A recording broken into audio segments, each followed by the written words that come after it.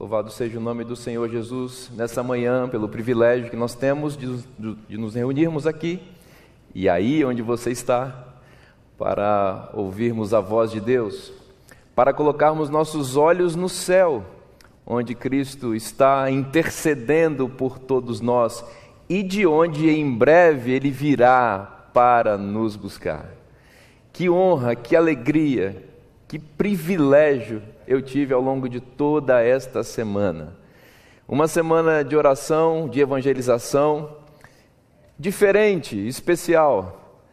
Nós não tivemos aqui, por conta dos protocolos da Covid-19, obviamente não tivemos aqui presença de público, de irmãos aqui, mas eu me senti muito abraçado.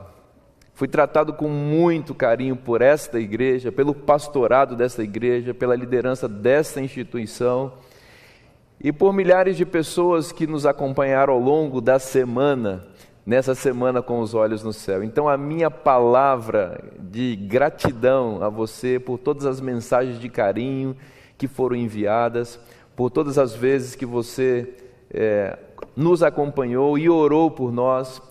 Estamos saindo daqui abençoados e certos de que nossos olhos continuarão no céu. Muito obrigado mesmo. Obrigado ao pastor Gilson Mendes. Gilson Mendes? As pessoas estão confundindo. Alguém disse ontem, ele disse, obrigado pastor Gilson Mendes. E aí hoje de manhã ele me mandou um recado. Valeu pastor Vinícius Gritner. Isso aí é parceria no espírito. Eu já disse várias vezes, a alegria de poder ser amigo do pastor Gilson, de aprender com ele e de estar com ele é sempre um grande privilégio. Eu recebi uma nota promissória, vocês viram ali, uma promessa, né? Eu creio nas promessas de Deus e eu me apego a elas até o final, eu creio. Mas a maior bênção, eu falei para ele, a maior bênção é estar aqui, ter esse privilégio, estar na companhia dele e de vocês, meus queridos irmãos, tá bom? Então, eu já recebi meu presente, não preciso se preocupar com o presente, eu já recebi o presente de estar aqui e ser abençoado. Quero agradecer também a pessoas queridas que materializaram também o carinho pela minha pessoa e pela minha família. O irmão Naor e a irmã Elisete me presentearam com um kit de produtos naturais. Eu acho que eles estão por aí. Obrigado, viu? Muito obrigado mesmo. Deus abençoe muito vocês. E é uma inspiração a dedicação de vocês no trabalho do Senhor, colocando a loja de vocês ao serviço do Mestre. Certamente vocês vão ser e têm sido muito abençoados por Deus. Também quero agradecer a Beni, seu esposo, porque ontem nos enviaram uma torta saborosíssima, um banoffee, banoffee, né? Eu tô insistindo em falar errado. Que a gente que não é chique assim, a gente não sabe essas coisas bonitas e gostosas, mas olha, delícia, é um banoffee, é uma torta de banana, com algumas coisas especiais ali. Obrigado, viu, Beni? Você e seu esposo. Deus abençoe muito vocês. Obrigado pelo carinho especial que tem demonstrado com a nossa família e continue orando por nós. Essa semana foi uma semana de oração também. E o pastor Douglas fez aqui uma bonita oração intercessória por pessoas por quem estamos orando, representando todo esse universo de pessoas que estão clamando a Deus por bênçãos. E eu também tenho orado aqui, especialmente antes da mensagem, para que Deus confirme essas bênçãos e também acrescentando nomes de outras pessoas. Ao longo de toda essa semana, eu mencionei aqui o nome de um amigo muito querido, que é o Jean. E muitas pessoas têm me perguntado como está o Jean. O Jean precisa de um milagre. Entendam isso. O Jean precisa de um milagre.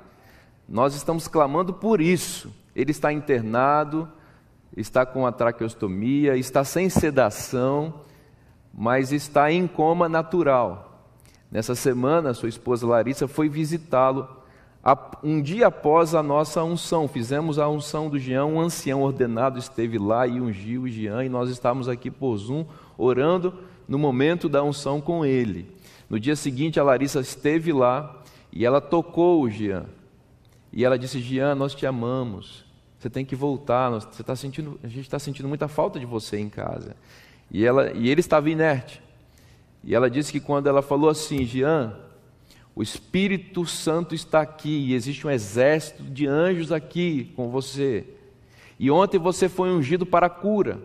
Ela disse que ele comprimiu os olhos e mexeu fortemente a boca, provavelmente na tentativa de falar, e nós cremos que ele estava ouvindo o que ela disse. E hoje, o filho dele, o André, um menino muito querido, o Dedé, está fazendo 18 anos, hoje, 18 anos. E o Dedé recebeu o presente da autorização dos médicos de entrar na UTI neurológica do Hospital Meridional para falar com o pai, às 11 horas da manhã. Eu queria que você clamasse por esse momento. Nós já oramos com o André, pedindo que Deus o abençoe e que dê palavras de amor e de bênção para a vida do pai, porque nós cremos que o Jean está ouvindo. E essas palavras vão abençoá-lo também e ajudar na sua recuperação milagrosa. Nós encerramos a semana de oração hoje, oramos pelo Jean e peço que vocês continuem orando também por outras pessoas e por ele também. Eu mencionei também o nome do menininho Benício. Por favor, coloque guerreiros de oração, o nome dessa criança. Benício tem 4 anos e tem um tumor, está internado, um tumor maligno, está internado e está entubado. E os pais estão clamando por um milagre, são servos de Deus. Então lembre de orar também pelo Benício, pelo Jean, por esses nomes que foram mencionados aqui da igreja do NASP, e por centenas e milhares de pessoas que estão clamando por socorro divino nesse momento. Tá bom? Convido você nesse momento a fechar seus olhos para falarmos com Deus. Nosso Deus e nosso Pai, chegou a hora em que vamos estudar a Tua Palavra. Fala poderosamente ao nosso coração nesta manhã uma vez mais. Deus, nós queremos nos esconder em Cristo, para que apenas o nome dEle seja exaltado, e que a voz dEle seja pronunciada com poder, que nossos olhos sejam abertos para contemplar a glória dEle, e nós saiamos desse momento de adoração transformados pela Tua presença. Nós te pedimos em nome de Jesus. Amém. Muito bem, eu convido você a abrir a palavra de Deus no livro de Gênesis, no capítulo 4, Gênesis no capítulo 4, e vamos ler essa porção preciosa das Escrituras, Gênesis capítulo 4, a partir do versículo 1. Diz assim: coabitou o homem, Adão, com Eva, sua mulher. Esta concebeu e deu à luz a Caim. Então disse: adquiri um varão com o auxílio do Senhor. Depois deu à luz a Abel, seu irmão. Abel foi pastor de ovelhas e Caim, lavrador. Aconteceu que no fim de uns tempos, trouxe Caim do fruto da terra uma oferta ao Senhor. Abel, por sua vez, trouxe das primícias do seu rebanho e da gordura deste. Agradou-se o Senhor de Abel e de sua oferta, ao passo que de Caim e de sua oferta não se agradou. Irou-se, pois, sobremaneira Caim, e descaiu-lhe o semblante. Então lhe disse o Senhor: por que andas irado, e por que descaiu o teu semblante? Se procederes bem, não é certo que serás aceito? Se todavia procederes mal, eis que o pecado jaz à porta. O seu desejo será contra ti, mas a ti cumpre dominá-lo. Disse Caim a Abel, seu irmão: vamos ao campo. Estando eles no campo, sucedeu que se levantou Caim contra Abel, seu irmão, e o matou. Disse o Senhor a Caim: onde está Abel, teu irmão? Ele respondeu: não sei, acaso sou eu tutor de meu irmão?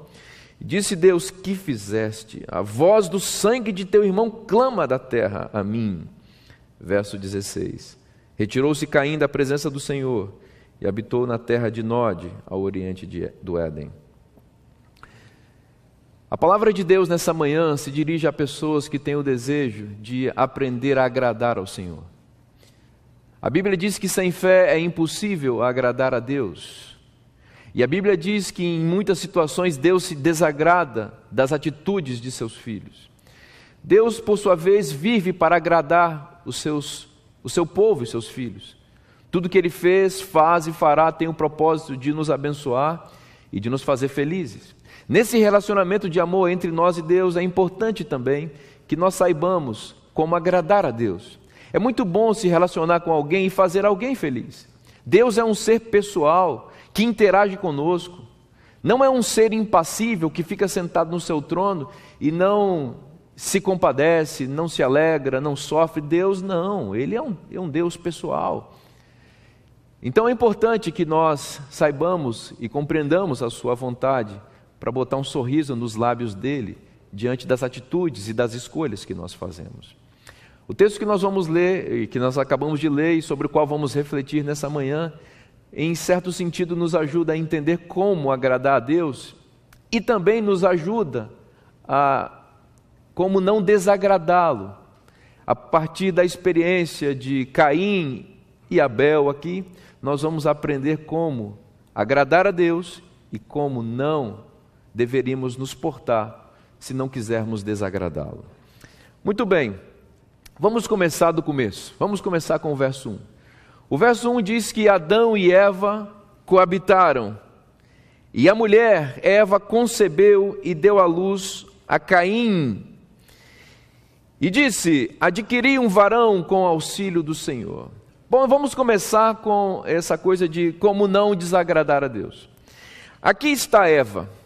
O capítulo 4 vem depois do drama retratado no capítulo 3. E no capítulo 3 de Gênesis, Adão e Eva cometem o pecado de comer da árvore do conhecimento do bem e do mal.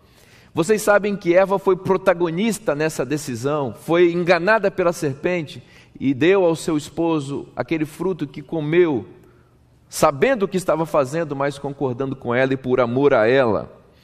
É muito possível que após a intervenção divina e as consequências imediatas do pecado, um fardo poderoso e grandioso de culpa tenha sido lançado por Eva mesma sobre seus ombros. Deus interveio naquela situação, dando esperança, corrigindo, apresentando um plano, mas o texto bíblico sugere que Eva não lidou muito bem com essa situação. O texto diz que Deus a disciplinou, dizendo que ela teria filhos com dores de parto, e que teria sofrimento na gestação e no momento de dar à luz. E é possível que tudo isso, sobretudo a partir da influência do inimigo de Deus, da serpente, tenha deixado Eva confusa em relação ao amor de Deus. Sabe, Eva foi a pessoa que inaugurou a história do pecado na terra, e ela esteve em direta associação com o diabo, e todas as vezes que alguém peca, a influência do diabo é muito forte no sentido de fazer com que essa pessoa tenha uma visão deturpada a respeito de Deus. Para muitos, Deus não é amor, ou Deus não é poderoso, ou Deus é um tirano, Deus é injusto. E o texto sugere que Eva está com esses sentimentos em relação a Deus. Parece que Eva está aqui entendendo que tem uma dívida com Deus e que ela precisa de esforço humano para pagar aquilo que ela deve a Deus, para se livrar daquele credor. Para Eva, Deus é um credor mau e tirano, e que botou sobre ela e a humanidade, sua descendência, um fardo terrível. E tudo que ela quer fazer agora é trabalhar, trabalhar e trabalhar para se livrar desse credor tirano. É por isso que quando ela tem o seu primeiro filho, ela dá o nome de Caim, que significa aquele que compra ou aquele que foi comprado. Por isso que ela diz, explicando o nome que ela dá ao menino: adquirir um varão.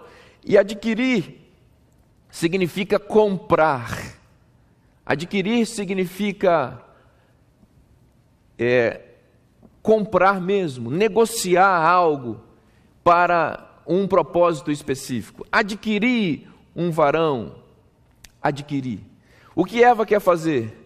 Ela quer pagar, ela quer quitar aquilo que ela fez. E qual é a moeda que ela tem para adquirir aquilo que vai lhe dar a salvação?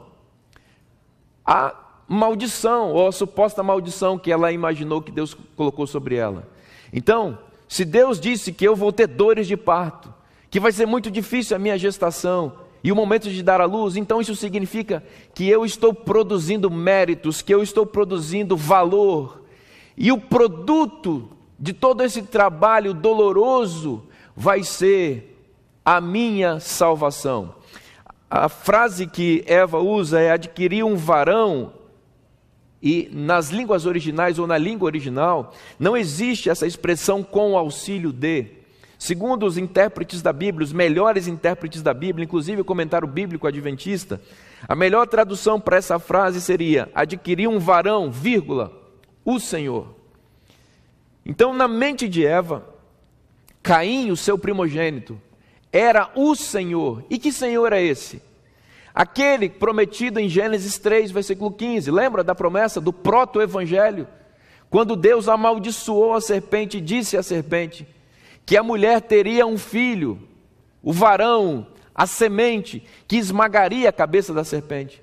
Então Eva interpretou o nascimento de seu primeiro filho como cumprimento imediato daquela promessa. Entendeu que seu filho era o Messias, o Senhor, que viria para pisar a cabeça da serpente e para se libertar também da tirania divina. Eva entendeu que a sua gestação dolorosa, amaldiçoada por conta de todas as dores que ela sofreu, era a produção de uma salvação para ela. Eva está inaugurando aqui aquilo que a gente conhece como salvação pelas obras.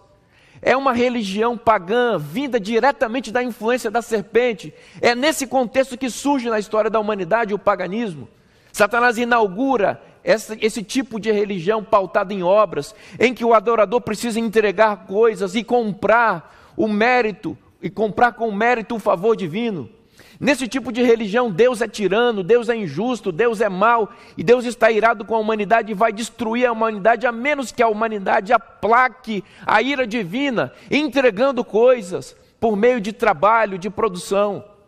Essa é a religião mais antiga da história, e pasmem os senhores, do ponto de vista humano, essa religião foi inaugurada pela primeira mulher, Eva. Adquiri um varão, o Senhor, a minha salvação. E é muito possível que Caim, o primeiro homicida, tenha sido educado com base nesta compreensão. Você é a salvação que eu construí. Você é a salvação que eu criei com a minha biologia. Você expandiu o meu corpo, me se fez sentir dores. No momento que você nasceu, eu pensei que fosse morrer de tanto sofrimento, mas isso era o preço que eu estava pagando para ter a minha salvação. Eu paguei por você, agora vai lá e resolve. É muito possível que Caim tenha sido educado exatamente com essa compreensão equivocada a respeito de seu nascimento. E tudo isso tenha resultado em uma personalidade egocêntrica. Eu sou o Salvador, eu sou o Senhor, o negócio é comigo, eu vou resolver todas as coisas. Eu vou enfrentar a maldição divina e vou mostrar para esse Deus que eu vou libertar a humanidade dessa tirania que ele estabeleceu. Na sequência, Eva teve outro filho. Alguns acreditam que eles eram gêmeos, porque o texto não fala de uma nova concepção de Eva. O texto só menciona uma concepção, 2 filhos. Então é possível que eles tenham sido gêmeos. E a história dos gêmeos no Gênesis é bastante comum, então é muito possível que de fato fossem gêmeos, mas nós não temos clareza sobre isso. É interessante que o nome de Abel... O nome Abel significa vaidade, aquilo que não é nada. Enquanto Eva esperava tudo de Caim, ela não esperava nada de Abel. Caim é aquele que compra, que adquire, ou comprado. E Abel é aquilo que passa, rebel, vaidade. Ela não esperava nada dele. No entanto, o texto no capítulo 4, versículo 2... nos dá economicamente as escolhas dos dois filhos. O texto se refere às profissões que eles escolheram, e é muito interessante você perceber as escolhas profissionais deles. Diz o texto que Abel foi pastor de ovelhas e Caim, lavrador. O que essa informação nos traz a respeito da personalidade de ambos?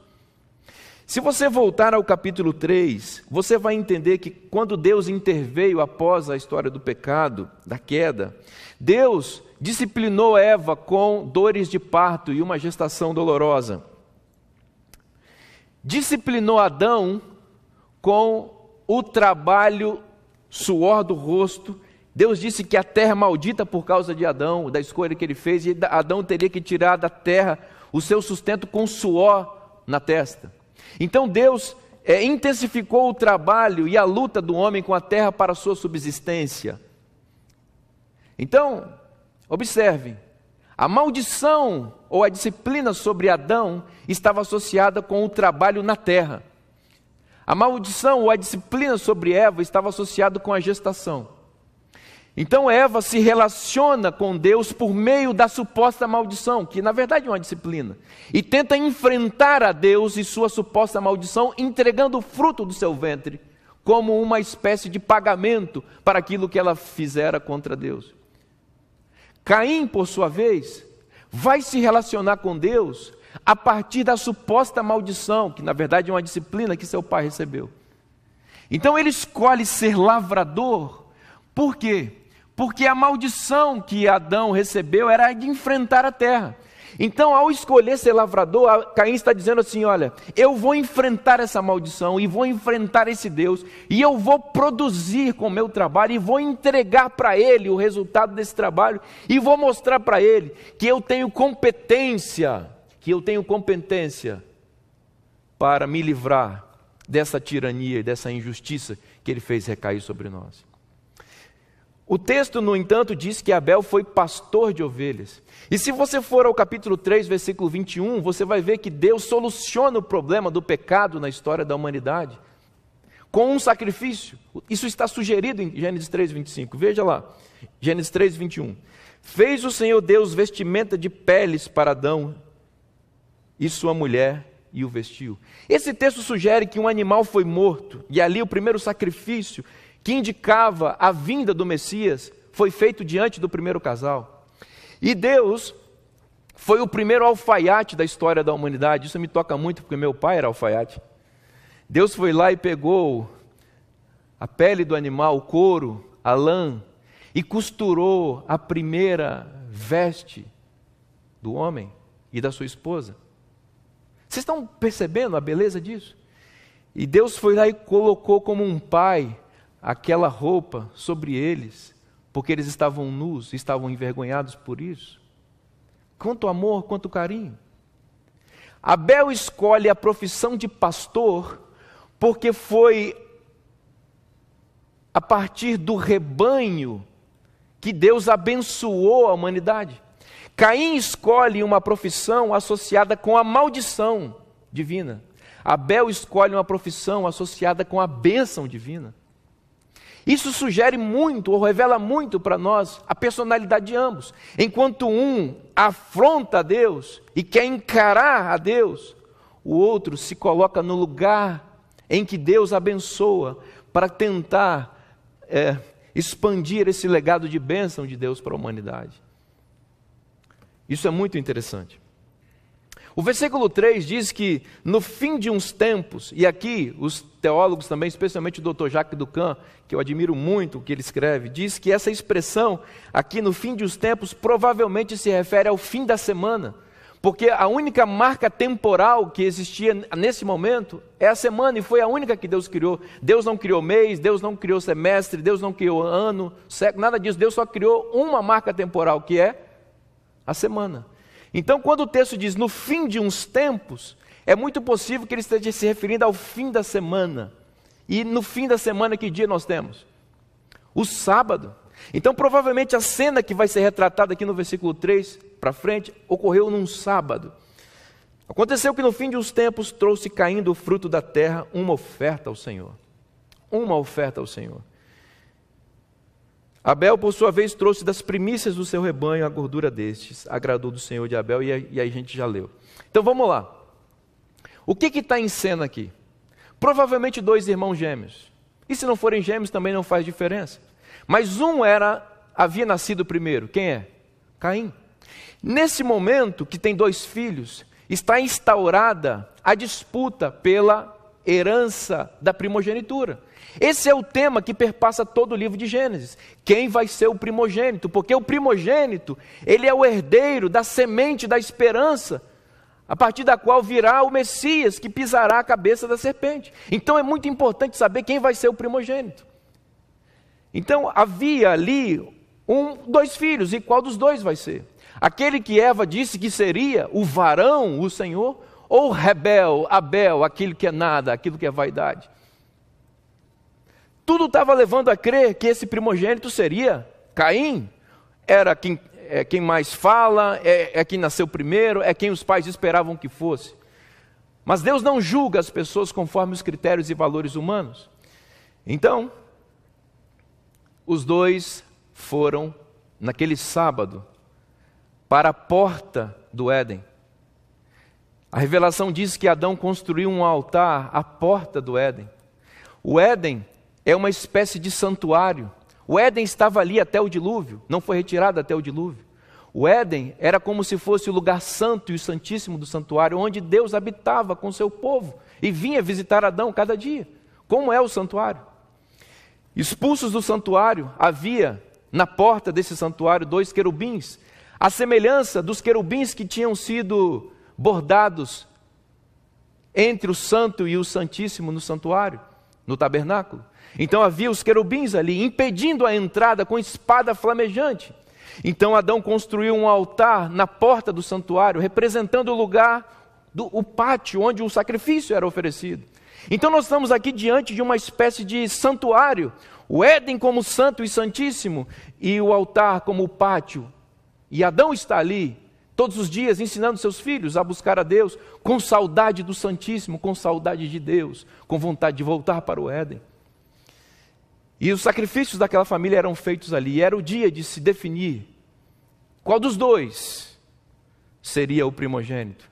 Então, para que Deus dissesse qual dos dois seria o primogênito, eles levam ofertas para que Deus se agrade ou não das ofertas que eles entregam.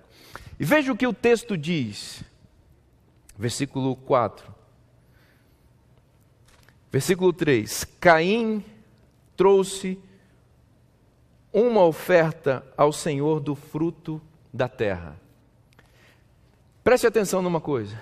O texto diz que Caim trouxe uma oferta.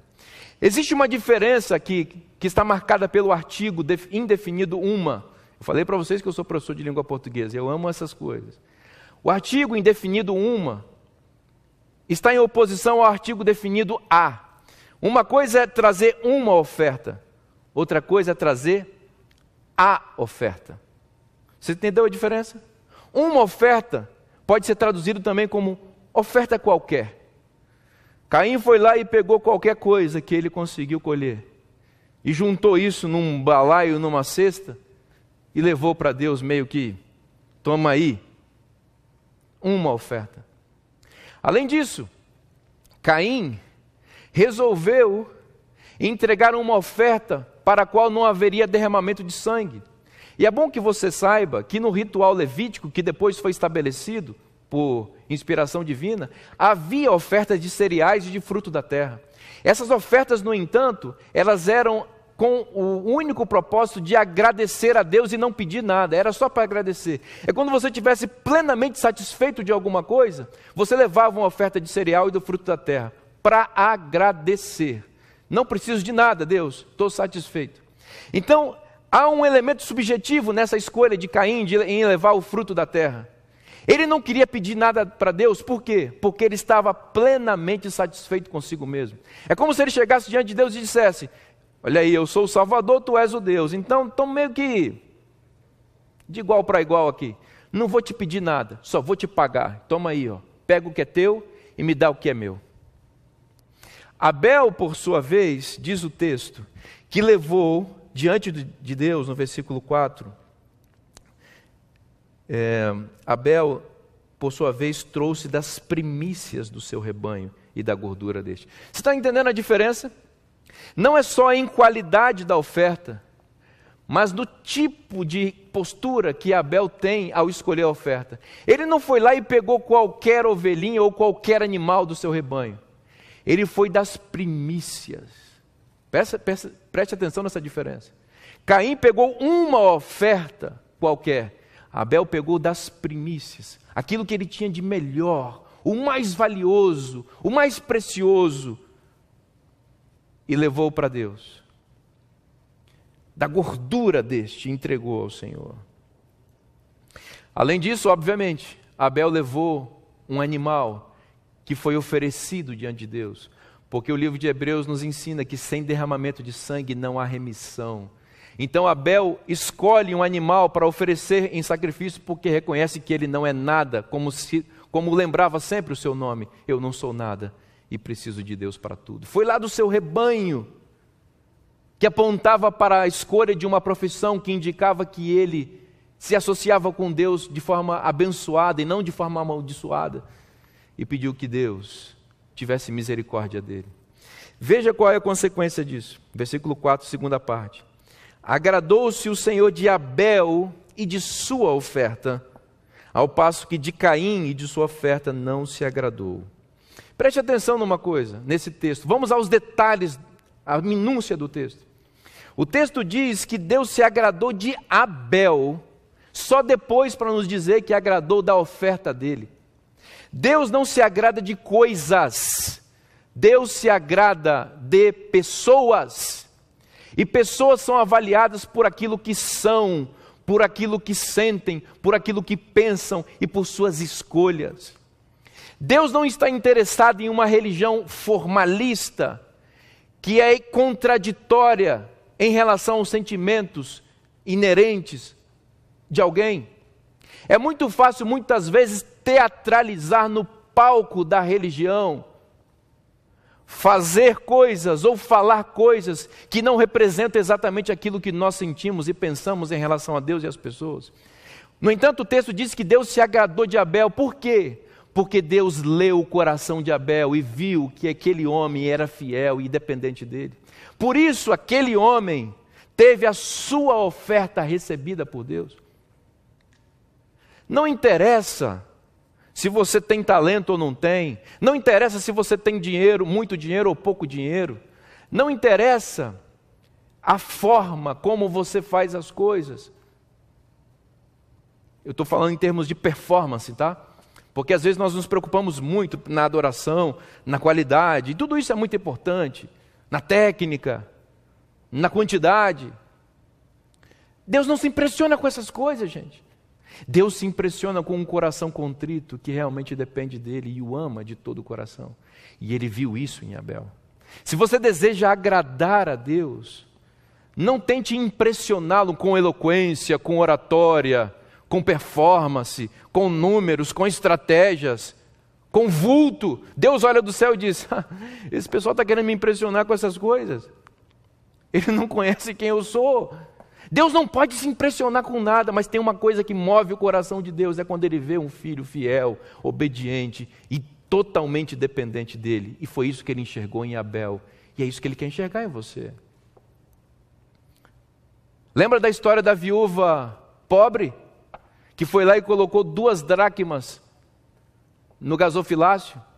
Enquanto vinham os sacerdotes, os líderes, os fariseus, os saduceus e colocavam grandes e vultuosas ofertas ali, nada daquilo chamou a atenção de Jesus. Mas quando aquela mulher que entregou tudo, e aquele tudo não era nada para a sociedade, Jesus viu e se impressionou, porque Jesus não se impressiona com a quantidade, Jesus se impressiona com o tudo que nós entregamos. Ele disse que aquela mulher entregou tudo que tinha.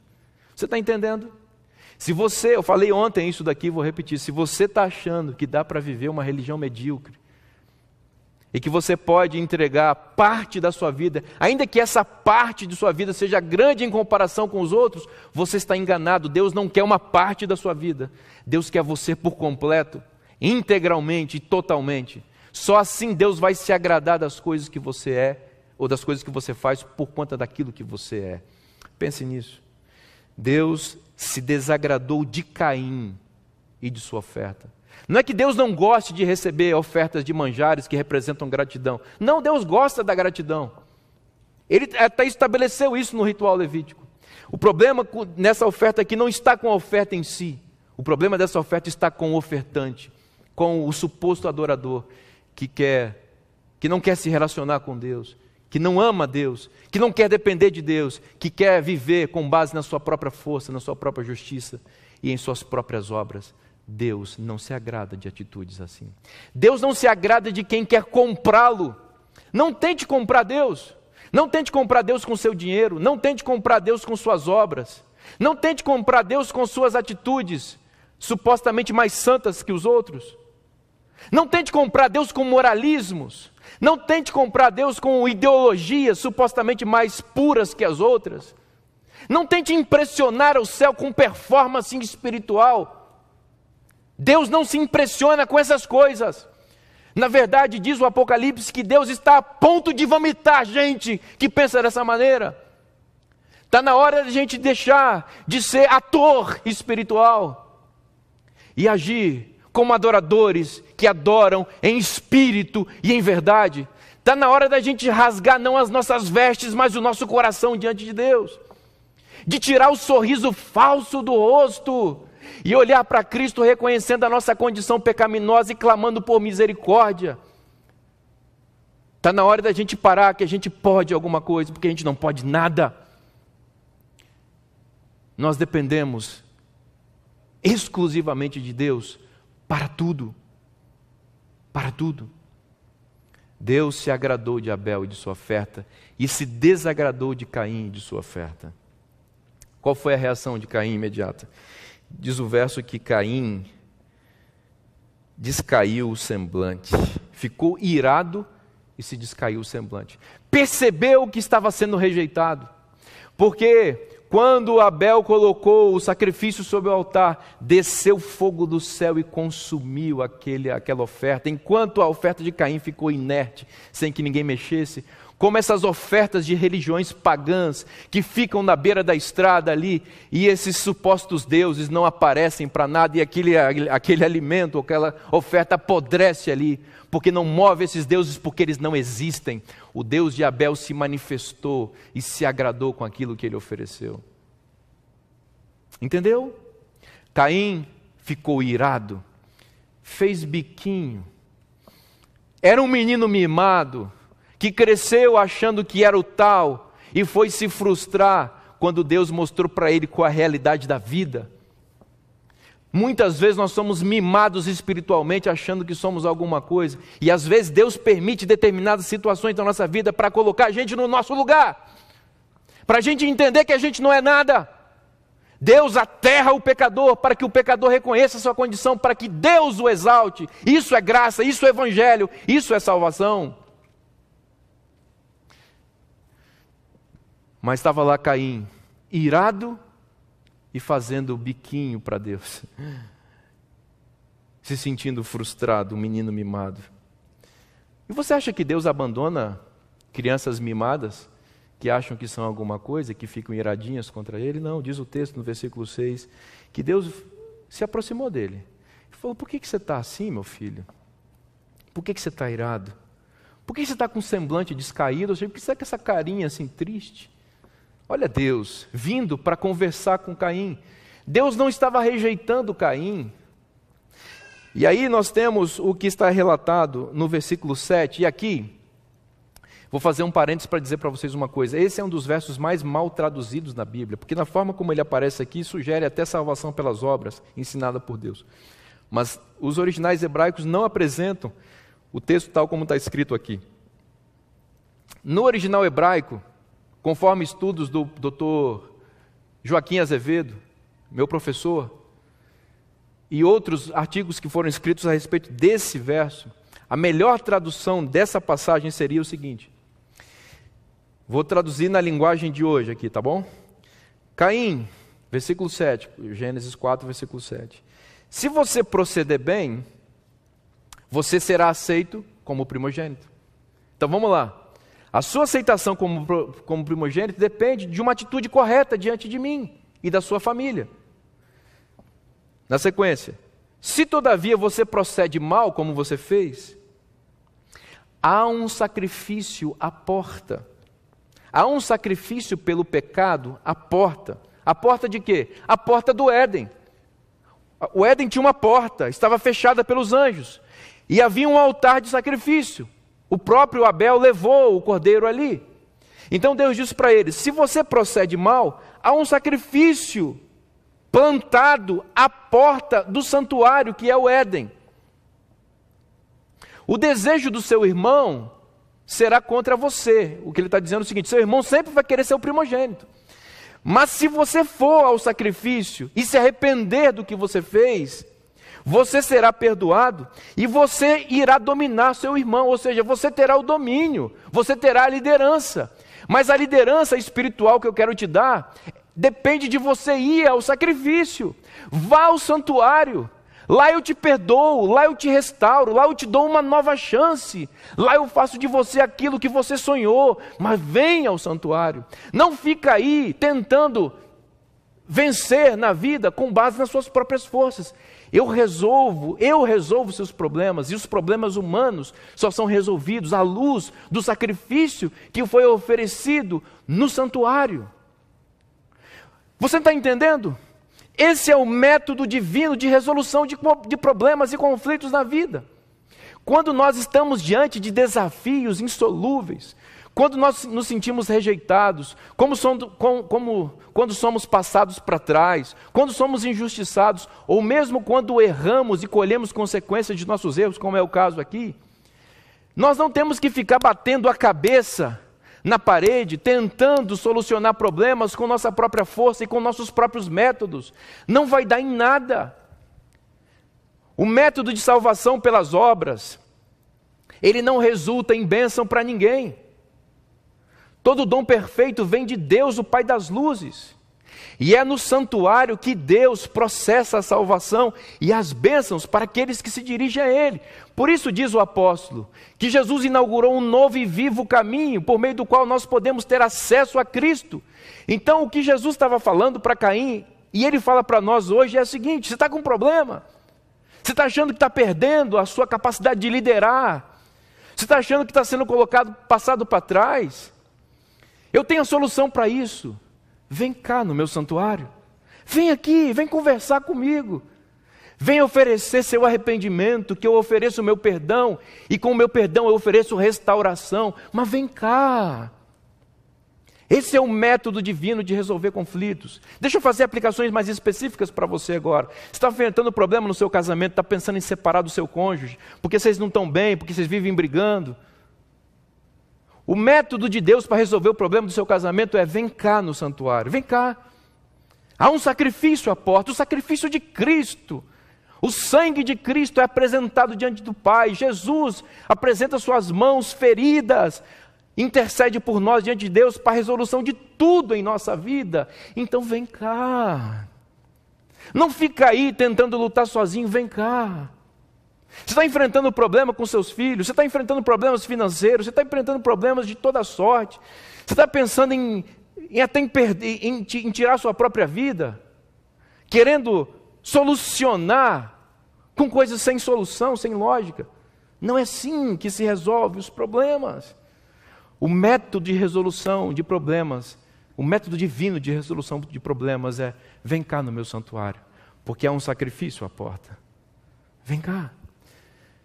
Bom, esse foi um convite lindíssimo de Deus. Mas vamos ver qual é o método de Caim para resolver conflitos? Versículo 8. Disse Caim a Abel, seu irmão: vamos ao campo. Estando eles no campo, sucedeu que se levantou Caim contra Abel, seu irmão, e o matou. Viu como é que Caim resolve seus problemas? Deus tem um método de graça e de salvação. O método para devolver a primogenitura para ele é: vem cá no santuário, eu te perdoo e te restauro.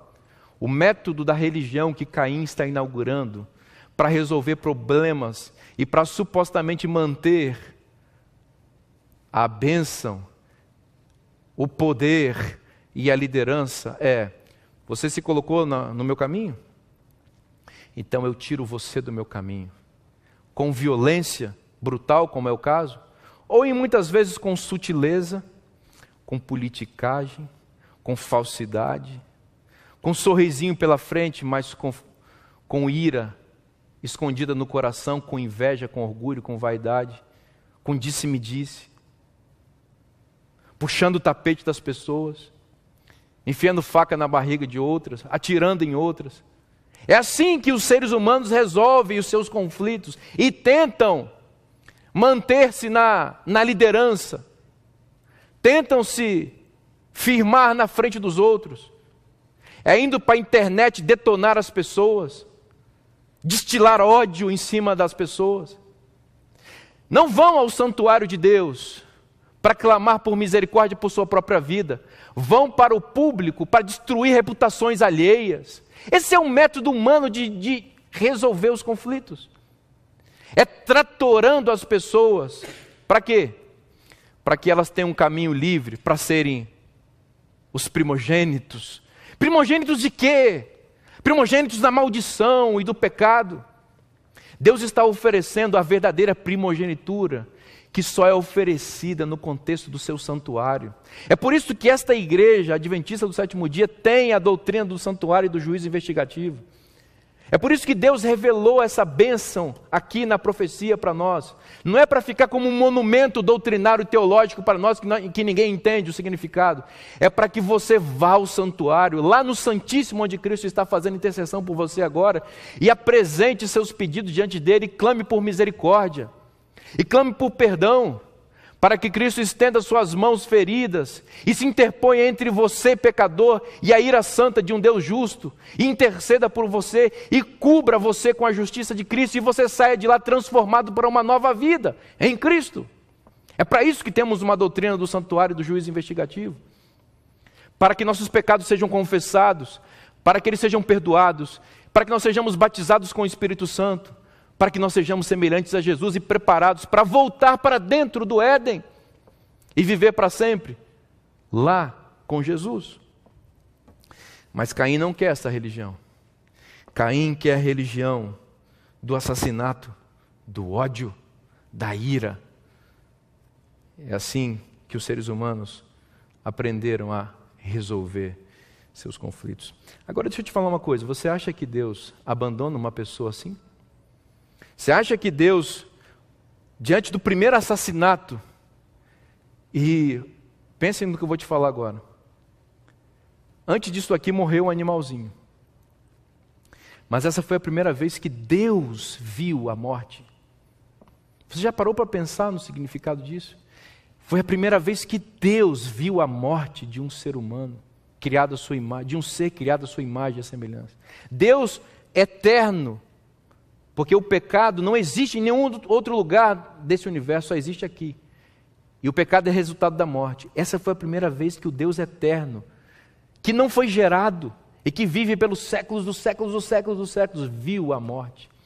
Você sabe que isso deve ter tido um impacto muito forte em Deus. Deus poderia ter fulminado Caim naquele momento. Mas qual foi a reação de Deus quando ele viu aquilo ali? Deus não desistiu de Caim. Deus não desiste dos seus filhos mais rebeldes. Ele vai em busca deles, tentando salvá-los. E o Senhor foi até a Caim, versículo 9, e perguntou: onde está Abel, teu irmão? Vocês acham que Deus não sabia onde estava? É claro que sabia. Deus sabia o que tinha acontecido. E aqui ele repete a pergunta que fez para Adão: Adão, onde estás? E aqui ele perguntou para Caim: onde está teu irmão? E dizem os estudiosos da Bíblia que aqui no versículo 9, a segunda parte, a resposta de Caim foi a primeira piada sem graça que alguém contou na história da humanidade. Isso foi um xiste de Caim. Não sei, por acaso sou eu o tutor de meu irmão? Em hebraico isso soa como uma pilhéria, sabe, uma piada de mau gosto, um trocadilho irônico. Por acaso sou eu o tutor de meu irmão? Então Deus para de brincadeira e no verso 10 fala sério com Caim. Aliás, Deus não estava brincando, mas Deus corta a brincadeira de Caim e pergunta com um tom bastante grave para ele: o que você fez, rapaz? E aí Deus vai falar uma coisa que certamente vai ferir ainda mais o orgulho egocêntrico de Caim. Deus diz: a voz do sangue de teu irmão clama da terra a mim. A voz do sangue do teu irmão clama da terra a mim.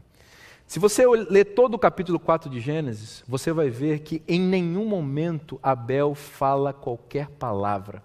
Abel entra na cena mudo e sai calado. Só quem fala nesse texto são duas pessoas, Deus e Caim. E falar na Bíblia é sinônimo de liderança. A fala é o atributo do líder. O líder é quem discursa, é quem pronuncia no contexto bíblico. Então, quando Deus fala, ele está dizendo, eu sou o líder. Quando Caim fala, ele está dizendo, eu sou o chefe aqui. Por isso ele diz para Abel, no versículo 8, vamos ao campo. Percebe que o líder está dando uma ordem para o subordinado, vamos ao campo. Mas Abel não fala nada. Porém, Deus, quando aparece a Caim, depois do assassinato brutal de Abel, Deus fala uma coisa que vai deixar Caim certamente ainda mais irado. Deus diz, a voz do sangue do teu irmão clama da terra a mim. Você está entendendo o que está sendo dito aqui? Deus está dizendo para Caim, você matou seu irmão porque você quer ser o chefe, porque você quer falar sozinho. Porém você matou seu irmão, mas seu irmão continua falando. Mas eu continuo achando que seu irmão é melhor que você.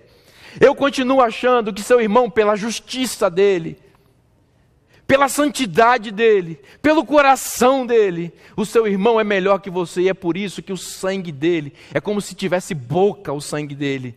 E o sangue dele está falando, e eu ouço o que ele diz, e não ouço o que você fala. Porque eu me agrado de pessoas e não de coisas. Eu me agrado de gente que treme diante da minha palavra e obedece aos meus mandamentos. É isso que Deus está falando para Caim. Isso certamente deixou ele muito irado, porque tudo que ele queria era ser ouvido, estabelecer, projetar uma liderança, impondo uma tirania sobre a humanidade. Deus diz, o sangue do seu irmão clama da terra a mim. É interessante que em Hebreus capítulo 11, versículo 4, refletindo sobre essa passagem, o apóstolo diz o seguinte, é uma passagem belíssima. Hebreus capítulo 11, versículo 4, diz o apóstolo, pela fé, Abel ofereceu a Deus mais excelente sacrifício do que Caim, pelo qual obteve testemunho de ser justo, tendo a aprovação de Deus quanto às suas ofertas. E olha só, por meio dela, por meio de quê? Por meio da aprovação de Deus. Por meio dela, também mesmo depois de morto, ainda fala. Isso aqui não é imortalidade da alma, não. Abel foi sepultado. Adão teve a tristeza de sepultar o corpo de seu filho para aguardar a ressurreição dos justos. E a alma dele não foi para lugar nenhum. A Bíblia está usando uma linguagem simbólica e metafórica para dizer que o sangue inocente do justo derramado em injustiça tem poder de voz e clama e move o braço divino para fazer justiça na terra. Então deixa eu dizer uma coisa para você que está sofrendo debaixo da injustiça desse mundo. Coronavírus é uma injustiça. Morte, sofrimento, câncer no menino de 4 anos como Benício é uma brutal injustiça. Uma injustiça perpetrada pelo diabo, o pai da maldade. Você que está sofrendo toda sorte de sofrimento aí, você que está sofrendo a infidelidade conjugal, você que está sofrendo a dor da separação, você que foi vítima de uma violência, você que foi roubado, você que foi machucado, você que teve um cônjuge ou um familiar querido assassinado, você que sabe o que é sofrer nas mãos desse mundo mau, que jaz no maligno. Deixa eu dizer uma coisa para você, a injustiça nesse mundo, o sangue inocente derramado, o sofrimento do inocente, faz Deus se mover do seu trono, e Ele diz, a voz do sangue clama a mim, da terra. É por isso que lá em Apocalipse, no capítulo 6, no versículo 10, no contexto das almas debaixo do altar, a história de Abel é referida. Lá diz que as almas debaixo do altar clamam a Deus. Pessoas mortas não clamam, não existe alma. A Bíblia diz que a vida está no sangue, a alma, portanto, está no sangue. Então, o que o texto lá, poeticamente e profeticamente em Apocalipse está dizendo, no contexto dos 1260 anos de perseguição e supremacia papal, da tirania do diabo por meio desse instrumento maligno que oprimiu o povo dele, que fez o sangue dos fiéis serem derramados, O texto diz que aquelas almas clamavam diante de Deus, ou seja, Deus estava vendo o sangue derramado. E o clamor que ascendia ao céu é: até quando o Senhor soberano não julga o nosso sangue na face da terra por conta daqueles que nos oprimem? Sabe o que Deus responde? Calma, espera um pouquinho.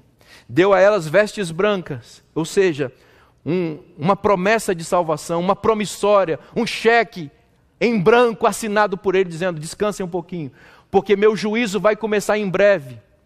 Em 1844 começou o juízo, em que Deus está colocando os pingos nos is, e está vindicando o seu povo, o seu nome, e está dando o galardão para os seus filhos, e está processando a condenação do diabo e dos agentes opressores do povo de Deus ao longo da história. Então, você está sofrendo? O seu clamor está subindo a Deus. O sangue, a voz do seu sangue clama da terra a mim. O Senhor está dizendo: eu estou ouvindo. Então calma. Eu estou vendo. Eu não estou inerte. Eu estou agindo. E em breve você verá o resultado da minha ação. Em breve você verá o resultado da minha ação. Lá em Mateus capítulo 23, Jesus fez um duro discurso contra os fariseus que o matariam na sequência. Versículo 35, ele diz o seguinte: vocês são sempre maus, assim, eu vou ler a passagem porque ela é poderosa. Jesus diz o seguinte, Mateus 23, versículo 35. Veja a profundidade teológica dessa passagem. Jesus diz assim: para que sobre vós recaia todo o sangue justo derramado sobre a terra, desde o sangue do justo Abel até o sangue de Zacarias, filho de Baraquias, a quem matastes entre o santuário e o altar. Olha só, Jesus está aqui profetizando que ele, o justo por excelência, seria assassinado por eles, que o sangue dele seria derramado. E ele coloca o seu sacrifício em comparação ao sacrifício de dois homens justos. O primeiro justo assassinado, que é Abel, e Zacarias, filho de Baraquias, que foi assassinado entre o altar e o santuário. Todo sacrifício de um justo é feito entre o altar, que é a terra, e o santuário de Deus. É muito possível que o sacrifício de Abel, a morte de Abel, foi feita entre o altar e o Éden, que era o santuário. Então Jesus está dizendo: olha, a morte de um justo é sempre nesse vácuo de espaço, entre o altar e o santuário. Porque o justo por excelência, que é Cristo, foi levantado na terra, que é o altar aqui, e o santuário, que é o céu, e Jesus ficou suspenso entre esses dois espaços, porque a morte do justo é sempre entre o altar e o santuário, porque a morte do justo é sempre na tentativa do justo, pela fé, adentrar e voltar para o santuário para viver com Deus. E Deus se move quando vê essa injustiça, quando vê a tentativa do inimigo em impedir que o justo possa se reencontrar com Ele, quando vê a tentativa do inimigo em impedir o reestabelecimento desse relacionamento de amor, que se processa no santuário. Jesus disse: caiam sobre vocês, ímpios, o sangue desses justos que vocês derramam, inclusive o meu sangue, que vai cair sobre vocês como condenação, mas sobre os meus filhos, os meus justos, vai cair como bênção, como absolvição e como salvação. Louvado seja o nome do Senhor, pelo sangue de Cristo que foi derramado em nosso favor, o verdadeiro justo que foi morto para nos comprar o direito de ter a vida eterna. Bom, o capítulo 4, versículo 16, encerra esse diálogo de Caim com Abel, e de Caim com Deus, e a rejeição de Caim à oferta divina, com uma nota triste no versículo 16. Deus tentando salvar Caim. Mas o texto diz assim: retirou-se Caim da presença do Senhor e habitou na terra de Nod, ao oriente do Éden. Caim foi viver longe da presença de Deus, para estabelecer uma civilização pagã, para se tornar o Deus daquela geração. É muito possível que a Caim e a serpente se refiram todos os deuses que já foram criados por seres humanos. Toda adoração a serpentes e a dragões remete à adoração da serpente primordial do Éden. E todo Deus pagão, em certo sentido, é uma espécie de projeção da imagem do primeiro homicida que quis viver independente de Deus.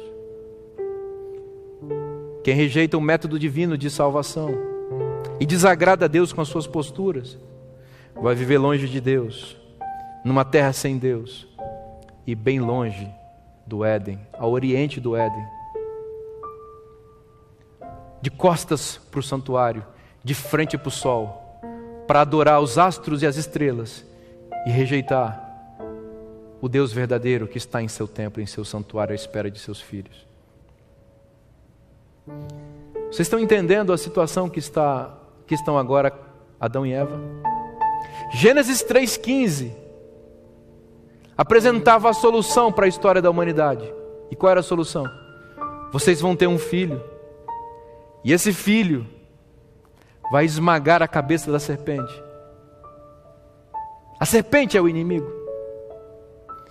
Mas o filho, Caim, que eles imaginavam ser a semente que viria para esmagar a cabeça da serpente, se revelou como um aliado da serpente. Então tinha sobrado Abel. Esse era, de fato, o herdeiro da primogenitura. Era por ele que seria inaugurada uma linhagem santa. Ele seria o guardião da promessa. Mas a serpente, aliada com Caim, tirou a vida de Abel. Sem Caim, o rebelde, e muito mais agora sem Abel, não haveria esperança para a humanidade. Nossos primeiros pais entenderam o drama da cena, sabiam que estavam perdidos. Não havia solução, porque a promessa era que eles teriam um filho, e era por meio do filho. Você entende o que significa estar sem esperança? Você já passou por situações, e é possível que alguém esteja passando agora por uma situação sem nenhuma aparente solução humana. Não tem solução mais. Não tem mais esperança. Os médicos já fizeram tudo. Você já gastou todo o seu dinheiro em busca de uma solução. Você já botou em clínicas de recuperação o seu filho. Você já procurou os principais e mais competentes terapeutas familiares para salvar seu casamento. Não tem solução. Você já tentou de todas as formas ter um relacionamento real com Deus. Já tentou performar na vida espiritual, mas está se deparando com esse vazio que revela que você está perdido. Não tem solução. Você já foi no fundo do poço do pecado e acha que não vai sair de lá nunca, porque na mão de Deus não poderá tirar você de lá. Não tem solução, não tem esperança. Eu vim aqui pela última vez nesta semana de oração, para dizer para você que ainda há esperança, que o meu Deus é o Deus da esperança. E eu vou falar isso para você, não por minha boca, mas em nome de Jesus e por meio da palavra. Leia comigo o que está em Gênesis capítulo 4, versículo 25. Tornou Adão a coabitar com sua mulher, e ela deu à luz um filho, a quem pôs o nome de Sete, porque disse ela: Deus me concedeu outro descendente em lugar de Abel, que Caim matou. Compara essa passagem aqui, Gênesis 4:25, com Gênesis 4:1. Gênesis 4:1. Coabitou o homem com Eva, sua mulher. Esta concebeu e deu à luz a Caim. Então disse: adquiri um varão, o Senhor. Salvação pelas obras. Gênesis 4:25. Tornou Adão a coabitar com sua mulher, e ela deu à luz um filho, a quem pôs o nome de Sete. que significa o seguinte, em outras palavras: Deus me concedeu outro descendente, no lugar de Abel que Caim matou. Você está conseguindo perceber qual é a diferença da religião de Deus para a religião de Caim? Na religião de Caim você compra, e o produto que te entregam é morte, é frustração, é decepção, é violência, é maldade. É a história do mundo sem Deus. É quando a gente tenta comprar. Mas a religião de Deus não é aquela que nós compramos, é aquela que Deus concede. É verdade que Deus está irado com o pecado e com os pecadores, e que é preciso que algo seja feito, senão Deus vai destruir a humanidade no pecado. Mas não é o ser humano que resolve esse problema. Quando Deus viu a condenação da humanidade e viu que a única coisa certa e justa a fazer é destruir a humanidade pecadora, Ele entendeu que Ele precisaria dar a sua própria vida, conceder-se, tornar-se homem, para Ele mesmo atrair sobre si a ira justa dele, que deveria cair sobre a humanidade, sobre si mesmo, para que nós fôssemos tratados como Ele tem merecimento. Na cruz do Calvário, Deus concedeu outra chance a todos nós. Jesus recebeu o equivalente ao fogo do inferno, a segunda morte, para que nós tenhamos direito a ter vida eterna. Não fomos nós que compramos isso. Deus concedeu a nós uma nova chance. Então quero dizer para você nessa manhã, em nome de Cristo: para de tentar lutar com as suas próprias forças e com seus próprios méritos. Receba o presente de graça que Jesus está te oferecendo. Uma nova chance, uma nova oportunidade. Algo que você nunca terá condição de comprar com a sua própria vida. Recebe. É de graça. É um presente que Deus está te dando. Na minha última mensagem nessa semana de oração, hoje à noite ainda vamos falar na nossa vigília, na nossa maratona, das 4 às 10 da noite. Convido você a participar. Mas para fechar a semana de oração com os olhos no céu, eu quero convidar você a receber o presente gratuito de Deus. E como é que você recebe? Não é assim como eu estou. Você recebe assim. Você recebe se entregando, se agarrando, submetendo-se, deixando Deus ser Deus e dirigir toda a sua vida. Não existe outra solução e outro caminho. Venha a Cristo. Você precisa ser batizado, precisa ser batizada. Venha a Cristo. Porque o batismo não é um pastor tentando fazer alguma coisa para ele. O batismo é Deus te concedendo uma chance de salvação. Se agarre a ela. Você precisa ser rebatizado, está longe dos caminhos de Deus, tentando por suas próprias forças conduzir sua própria vida e só se frustrando. Venha a Cristo e seja rebatizado e se agarre a essa chance que Deus está te dando. Ainda existe esperança. Mantenha seus olhos nela. Você está começando a conhecer esse evangelho agora e entende que precisa entrar no caminho da salvação para ser batizado em breve. Então receba a nossa proposta de estudar a Bíblia conosco e receba essa chance, porque ainda existe esperança. Você está no fundo do poço, Deus estende seu braço e te dá o presente da salvação. Pela última vez eu vou chamar a minha equipe missionária para vir aqui. A minha esposa Ariane e a minha filhinha Ana Clara. É o último convite que eu vou fazer nessa semana. E eu tenho certeza que o Espírito Santo de Deus está trabalhando em sua vida. Esse é um convite de Deus que passa pela minha família para a sua família. Não diga mais não para Deus. Diga: Senhor, eu recebo o teu presente. é tudo que tenho, não tenho nada. Venha achar o presente da salvação e seja feliz. Canta, Ariane. Enquanto sua mãe canta, Ana, eu queria que você orasse comigo aqui também em pensamento, para que gente fiel e sincera do outro lado da câmera, que está agora, realmente se decida ao lado de Cristo e encontre um novo caminho para a vida, o caminho da salvação.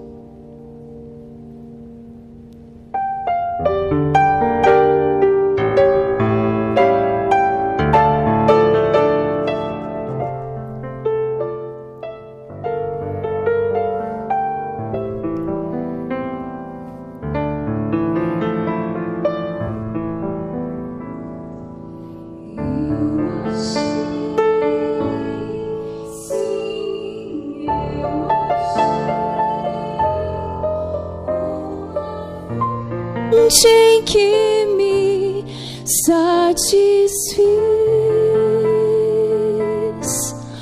quando aceitei a Jesus, meu Rei. Foi meu dia mais feliz. Recebi,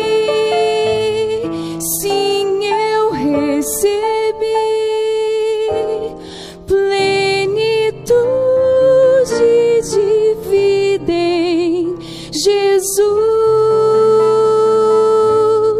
que me trouxe a luz que provém da cruz. Seu amor então senti.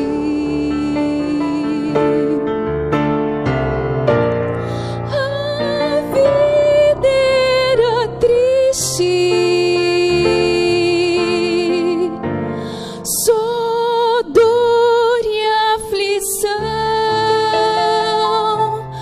mas hoje é diferente. Com Jesus em meu coração,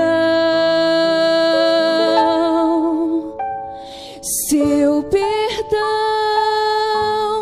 Ele trouxe a mim. Esperança em Jesus eu ganhei, desde que busquei, desde que encontrei esse amor que não tem fim. A vida era triste, só dor e aflição, mas hoje é diferente. Com Jesus em meu coração, quero sim a Jesus amar, pois seu sangue por mim derramou. Ao seu lado estou, para o céu eu vou. Quero a vida lhe entregar. Amém. Esta é a minha oração nesta manhã. Eu achei. Jesus é tudo. Ele devolve, restitui, reestabelece. É isso que Ele está fazendo com a sua vida nesse momento. Não fique de braços cruzados diante dessa oferta tão preciosa. Recebe, é de graça. Vem para essa vida, vem ser feliz. Corra para os braços do Pai. Ele espera você ansioso com amor.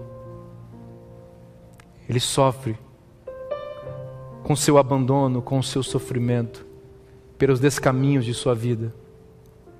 E tudo o que Ele quer nesse momento é a sua decisão, é a sua entrega. Hoje é o dia da salvação. Se ouvirdes a voz de Deus, não endureçais o vosso coração. Recebe o presente, é teu, é de graça. Convido você a fechar os olhos nesse momento em entrega, em decisão da sua vida e da nossa vida para Jesus. Nosso Deus e nosso Pai, obrigado. Obrigado porque Tu nos devolves a alegria da salvação. Porque quando tomamos descaminhos na vida e achamos que podemos por nós mesmos conduzir nossa própria existência e nos frustramos e nos machucamos, Tu não nos abandonas. Tu vens com amor e nos dá uma nova oportunidade e brilha a esperança em nossa vida. Ó Deus, recebe as decisões de centenas, quem sabe milhares de pessoas nesse momento, que estão escrevendo ou que estão apenas dizendo para Ti, em lágrimas alguns, quem sabe. Deus, eu recebo o Teu presente. Recebe, Senhor, essas pessoas. Devolve a elas a alegria da vida eterna. Dá a elas o Teu caráter e prepara essas pessoas juntamente conosco para o reencontro em breve com Teu Filho, que virá nos buscar para viver eternamente contigo. Esse é o nosso clamor. Que Tu mantenhas nossos olhos em Ti e no céu, para sempre. O céu é a Tua habitação e é o lugar de onde em breve nós veremos a Tua glória. Por favor, nos prepara para aquele dia. Nós Te pedimos em nome de Jesus.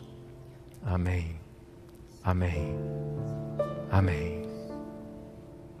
Deus seja louvado.